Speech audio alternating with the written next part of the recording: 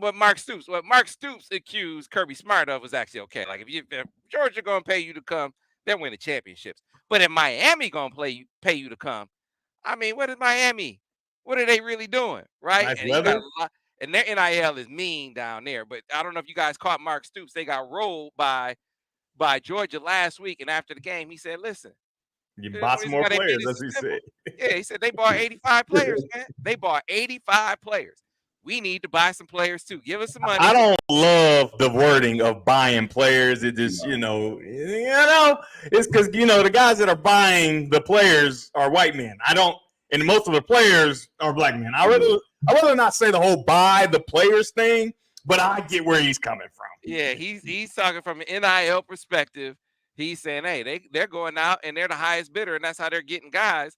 So we need to do the same thing. Now, first of all, They were getting guys Kentucky, before. this Kentucky we talking about. Does anyone here think that Kentucky hasn't bought, had some exceptional NIL here or there for some players? All right. Yeah, So, but for basketball, Kentucky, until y'all prove that y'all earn this, y'all not getting none of this basketball money. I was about to say I'm a basketball guy, so that's like the pot calling the kettle black. Kentucky. Yeah.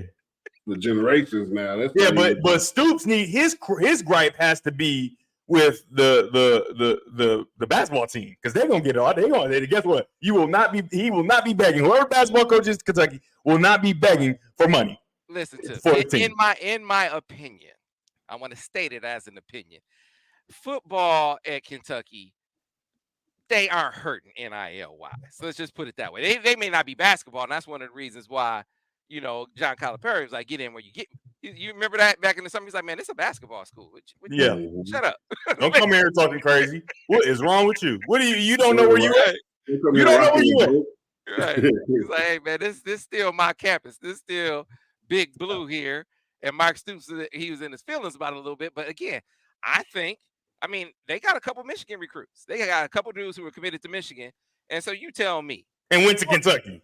That's my point. I mean, not to sound. Yeah, I do mean to sound. Come on, man. Kentucky over Michigan. Come on, man. Like, I mean, really? No. It don't happen unless you got that chicken. So their NIL is doing okay. It's just not doing it on Georgia's level. Which brings about a question to you guys. Philosophically, how do you feel about, you guys both were stars. You were stars in high school. Do you feel like high school players nationwide should be able to reap the benefits of NIL in the same fashion and manner in which players do in college? 100%. And so, but the one thing, the one caveat I want to put out, and this is for college as well, I think it has to stop being teams paying players to come. Because I think that's the rabbit hole. It has to be, if a company wants your likeness and wants to do that, you can go make that money. But as far as just paying players and they ain't doing nothing, they ain't advertising nothing, that ain't how life works. And you're setting a bad precedent because once they done with this, right? Once football's over, once you're not a star athlete anymore and you don't get a chance to play at that next level, you got a whole thought of like, people should just give me money, right? That's how I've been. All the way from high school, all the way up. I should get this. I deserve this. Well, you're not providing a service any longer, brother. That's not how it works. You're not providing a service. In real life, you have to provide a service, and then after you provide a service, and sometimes it don't even got to be good, you get compensated for that, right? And so with the NIL, I think it needs to get to, you cannot receive this money unless you do something for it, right? We don't get paid for this show unless we come. If I don't come, Sam ain't writing me no check. If I don't come, I'm not getting no money. Right, Daniel, oh man, I'm sick. All right, well, you ain't gonna get paid for this time. That's how it works. But we're using Daniel's likeness, we're using my likeness, Sam. That's how it works. And so I think that has to change. It has to, because like you said, people with the deepest pockets just gonna get the best players. That's it. That's how it's gonna work. And I kind of like what Michigan is doing with it, where they ain't giving out this whole bunch of money to guys who haven't proven. And that's the next part. What about the guy who played against bad competition? He looked like he liked that. His family got a little cheddar, maybe relationships, and they ranked him high, and he really ain't that. But now you done invested all this money into this man, right? And everybody know, because he can't keep his mouth closed. He geeked.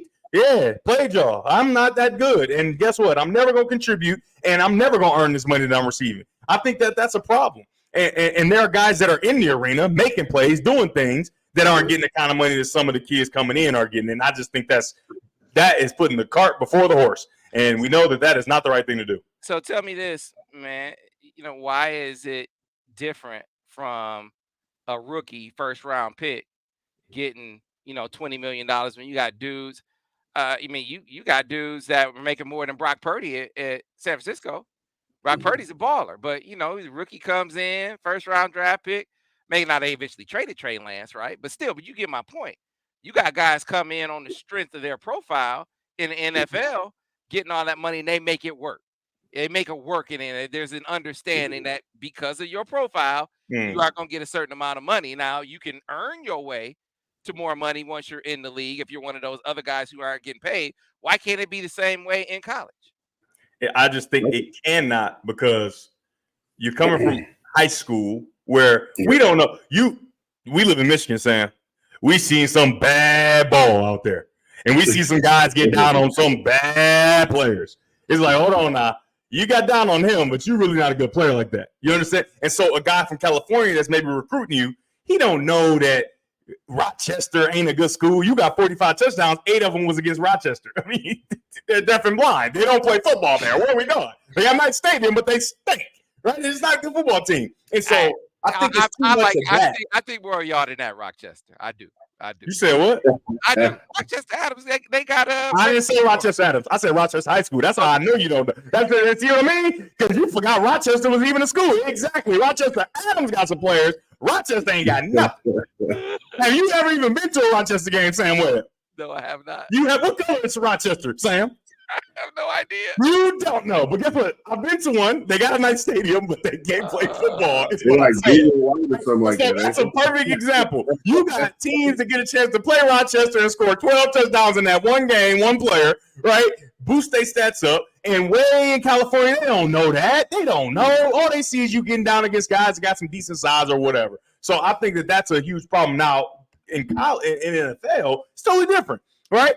If you do your research and you see, okay, I'm cool with the talent he played against, whatever, because you're not getting drafted from, Division II or nothing like that. You got to be playing Division I football to get drafted that high and get that kind of money, which we talking about just first round.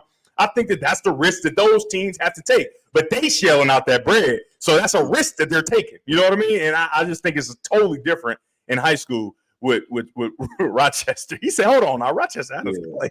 No, not Rochester Adams. Rochester High School. Okay? So Daniel, how you feel about it, man?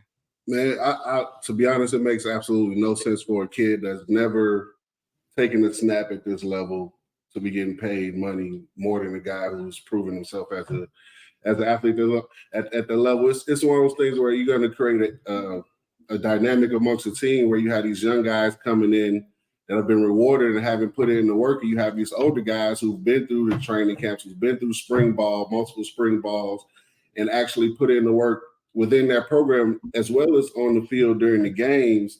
And they're like, hey man, where's my new car? Where's my check every week? So it's like, it's one of those things where you have to, why he got the new Balenciagas? I can't get no Balenciagas. Right. And I appreciate the approach from the Michigan coaching staff where I've read where they say they want to be a transformational transaction instead of a whatever, the lingo that they use.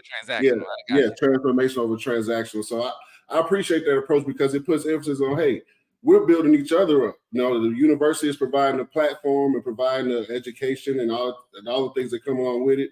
And you're providing your talents and your services to help Michigan continue to build their platform, right? So we're both benefiting from this and not just, hey, come here, you're the best player. Like you say, you're the best player in Idaho. We don't know if you're going to be here because Devin played at Michigan. There's a lot of 4-star kids at Michigan that never see the field. Not only did they never see the field, they should not have seen the field. Right. At schools like Michigan. So it's like, it's like that everywhere. So if these guys are getting money, where's the return on investment? I know rich people don't stay rich doing that. So I'm interested to see how long. That is what I'm told. That's not how they stay rich or how they got rich, just giving their money away to a non-proven commodity. That ain't how it works. So let me be devil's advocate for a minute, man, because I wonder why it would be like that forever, where you got the guys kind of pocket watching a little bit. It's essentially what we're talking about. Like, man, this dude coming in getting all this money, he hadn't even done anything here yet. I imagine it might have been like that when rookie contracts first started going up in the NFL. But as you got deeper into the cycle of it, and the guys who got drafted in that way started being the veterans, they said, "Oh, I came in like that." Now it's not a thing. It's not a thing for all these guys who haven't done anything at the NFL level to come in getting that kind of money, right? So it might be an issue at the beginning, but I wonder if it'll be an issue for the duration. I I would put the burden on the teams. All right, if you pay a 4-star player who's not worth it, that's on you, not on the 4-star player, right? Yeah. You spend your money more. Spend your money more wisely. Be more judicious with how you spread your funds. Do a better job scouting the talent. But Right. that's not the responsibility of the player. That player who you say he's trash. You say he's garbage. He shouldn't be a 4-star. Well, guess what? That money that he could have got coming in the door on the strength of that profile, now he'll never get it. Why shouldn't he realize the benefits of all that work he did? Man, you go and look at these schools' profiles right now, player profiles right now. They list their recruiting rankings in them. If it didn't mean anything, they wouldn't list it, right? They say, "Oh, this was a 5-star guy. This was a 4-star guy. He was a top 100 player." They list all that. That means it has value. It has Right. at least some kind of merit for you to list it. Why shouldn't a player be able to capitalize on that? Well, let me ping pong this thing back then, Sam. What I think the difference is, and why that I think it's just so different from the NFL, is because in the NFL you have 53 man. In college, it's 105. It's a lot more personalities. It's a lot more. How do you say it? Like, you got scholarship guys, you got non-scholarship guys, you got all of that. And my whole thing, you know me, I'm big on the mental health of somebody growing to be a man, right? Mhm. And so you give this 17, 18, probably 19, 20 to everybody getting held back to try to be the best in their class. But let's say 18 or 19-year-old, he get this money and there's a lot of times there's a caveat of like, hey, if you transfer or whatever, right, you don't get the money or whatever, So say you give this money to this kid, which it ain't enough money for him to have a family and life, like more like that. It ain't that type of money, right? But you give him all this money, he don't pan out to be what he is. He probably chose a school just because you gave him the most money, wasn't the best fit for him. So now all the things that he was striving for and trying to get to, he's never going to get that. And as much as we say you're going to college for school, let's be clear. You choosing school for money, you ain't worried about the education and what you're going to do. So are you going to attack the classroom accordingly? Are you going to attack the classroom like you should? Absolutely not. And we can kid ourselves and joke, oh, yeah, no, they are. They go to class and, man, that's garbage. They're going to play football, period. All right. And they're going to collect the funds too. So what about when it's all done? All right. So in the NFL, you get 20 million. The mental is fine. It should be, right? You get 20 million. You should, you know what I mean? You shouldn't make that go away. If you don't pan out, you should be fine to start your life. Maybe not as lucrative as you want, but you should be fine to start your life. Not to mention you're a lot more mature after coming from college. As a high school kid, and it don't work out. Come on, man. You're finished as a human, as a man, as a person. And for some young ladies, like it's just so much more detrimental to the mental health of a kid than I think it is. I mean, it's still some detriment to the mental health of a person, but when you got a lot of money, you can help yourself out with some of that mental health stuff and kind of put things in order. But there's nothing you can put in order when you're a kid and you set the precedent in the beginning, and then they figure out, wait, it ain't really like this. This is not how real life works, right? That's devastating, I think. And I think that would be malpractice on our part to support, setting kids up essentially for failure, in my opinion. Yeah, I agree, Devin. This is one of those things where, like with the way Sam described it, as far as you're dealing with pros at the next level, you're dealing with grown men who married with wives and families. So you're not gonna. The money aspect is it's kind of understood that you don't talk to another grown man about his money or about how much money he's making, right? As like Devin says, 17, 18, 19-year-olds, that's not really that understanding yet because they've never been there before, right? So there's never been a scale of different contracts within the locker room before, where this guy might be making 50 million, this guy's making 20, this guy's making 3, the guy that's making 500,000, you don't ask about what they're making, and they don't ask you, and they don't put you in positions to make you spend your money unless it's like some sort of team hazing, right? Like there's boundaries that you don't cross when it comes to money when you're grown men in professional sports. there's not really those boundaries yet in college athletics. So it's actually more flexing, right? I want you to know how much money I'm making. I want you to know, even though you're good at football, I'm still getting paid. I know you're good, but guess what? I'm getting paid more than you. Because that's your only get back, right? I'm not very good at football, but guess what? I'm getting that paid. So I must be halfway decent. So I will stay with this devil's advocate thing, though, fellas. So what about the guys on the team who come from money, who come from big time families, who went to every private school? They drive a Mercedes because they family have it like that already, or just on campus in general. You come there, it's a whole lot of people who come from affluence, right? Why is that? Why is that okay? I mean, they were born into it, but still, you're still talking about a young person with money they didn't get. They didn't earn it on the strength of their talent and ability. They were anointed. It was appointed. It came to them by birth. So now we're talking about on third base. Right, they were born on third base. Right, it was riot days on campus. Right. Sam, So I ain't never seen you reach like this in your life. So what I'm saying is you already have young people dealing with differences in social strata, at least as far as financially is concerned. So they're learning to deal with it when the money is appointed by birth. Why can't it be the same thing when I get some money because I actually did something to get this profile at the high school level? So a lot of times in the locker room, I've been in the locker room with the guys that got that cheese. Not one time have I ever seen a kid that got that cheese. First of all, it's their parents' money, and usually they understand that, right? But they ain't flexing on people, right? Because you can't act like that. You understand the majority of that locker room with the minority players, we don't have that chicken like that. What is you doing? We don't have no money. This is why we're here, right? We don't got that. So what goofy dude gonna come in there acting crazy like he got this money? You know the people that act like that, the people that don't actually got that money, right? But they're using their rent check to go buy fancy stuff and whatever. And that's the problem.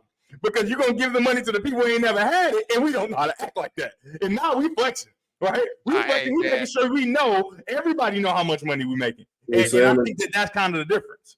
And that's the dude you want to hang out with after where you can go party. I say, oh, you got the money, and you want to, and we think, we already look at you in a way of like, you're family affluent, you really ain't earn your way here. So when we go out, we hang around you, and you feel like you owe us because maybe you feel the same way a little bit too. I had some opportunities that y'all ain't get. I feel a certain kind of way about when it's a football athlete or a basketball athlete. We got to be so worried about how they're gonna spend the money. Yeah, spend your money how you want. There are other sports where you have high school players that become pros, and it's never a question about how they're. Oh, this money is gonna make them not be able to fit in. All this money is gonna stun them socially. Oh, no. Who said that? Your point is good. It can have that effect, but at the end of the day, that's on that kid's family, that kid's surround, the people who are helping rear that kid. Maybe it's his coaches. That's on them to ensure that this doesn't distort that young man or that young woman's reality. But why do we only apply that measure when we're talking about football and basketball? Well, I think football and basketball are the money makers, the real money makers, and the more people in those two sports are going to get the money. I'm just telling you, we got the one gymnast is making a lot of money, and they keep trying to prop her up. Yeah, that's cool. What about the rest of the gymnasts? I'm just telling you, they're not getting that cheese like that, right? We got Angel Reese who is getting that pay. Right, and it's a couple other girls in basketball it is, but they're just not getting as much. Right, I haven't heard a whole bunch of baseball players get money from the proteins if they get enough anyway. But I haven't heard a whole bunch of this baseball players making all this money. Right, the sports that make the money that drive in the money for the universities are the football team and the basketball team. And at Michigan, we know football pays pretty much for everything except basketball. Right, and so that's why those are the revenue. Is revenue garnering for the team, but it's also revenue for the individual players. And that's why I think that we don't have to have that conversation because, you have a couple anomalies in these other sports, but primarily the money's going to be spent on football and basketball. I got you. All right. I got this crystal ball. Hey, Daniel, I think we just whooped Sam butt. I like that. He kept trying to get a little devil. We all over it. That's what I'm talking about, Daniel. We're gonna turn this into whooping Sam every single time you try to. I think that y'all are dealing in the distorted reality. If y'all think that the states where high school athletes are getting paid, where those athletes are not, or those states are not going to harvest more players. They are. Oh, for sure. And Mhm. the schools that are paying players, and I'm not sitting here being an advocate for, hey, you may just go buy 85 guys, go spend money on 85 guys. That's not me. If it was me and I had a program, because first of all, I don't have any problem with high school players getting paid. Personally, I think they should be able to reap some of the dividends as they're coming in. If that's their profile and that's what the market demands, let them get that money. But I'm not, if it's me, I'm not making that be the basis on which a player comes. If you come to my campus as Devin Gardner, you're visiting, and you say, and the first thing you say to me is how much I'm getting paid. You're not, That's tough. yeah, Yeah, then this is not a fit for you, young man. As much as I like you as a It's, talent, Sam, all I'm asking is to get me a free burger without getting in trouble. Hey, you know what I mean? If I want to sign autographs, somebody want to give me a little money for it, you know? If I want to, if Champs Sporting Goods, you know, they want to come have me on a commercial, I should be able to benefit from that. You know what I mean? If I want to go on a news station, I say, hey, if y'all want me on this news station, you know, here's the price for me to come be on your station. You know what I mean? When I'm in high school, but I'm talking about the schools directly paying the players. I think that's tough. and see, What so about again, Utah giving the entire team, what was it, F-150 yeah, trucks? they get a I whole team. love it. I love it. They smart. They are smart. Because a car is all I was hoping for when I was a freshman. I just need to get around this thing. And you give me a nice new car, I'll take that. See, but stay with And me. this thing got If you and your parents come to campus and we go over all the things that my program has to offer, from player development, you know, the academic development, you know, the mentorship and tutoring and all the different things that we go over, and you also want to know about NIL. Now we can talk. Because I And Brown Jug gonna sponsor you. Hey man, yeah, and if that's one of the Yeah. factors, then yeah, we can talk about that. I think that should be the case. And all things being equal, you know, you comparing all these things between two schools, and then and they're the same, and then one school saying, well, I give you 500,000. The other one saying, you know, you might be able to get 50 or 60. I mean, I don't think it's You gotta go wrong. with the 500,000. Yeah, I yeah. don't think it's wrong to go with the 500,000.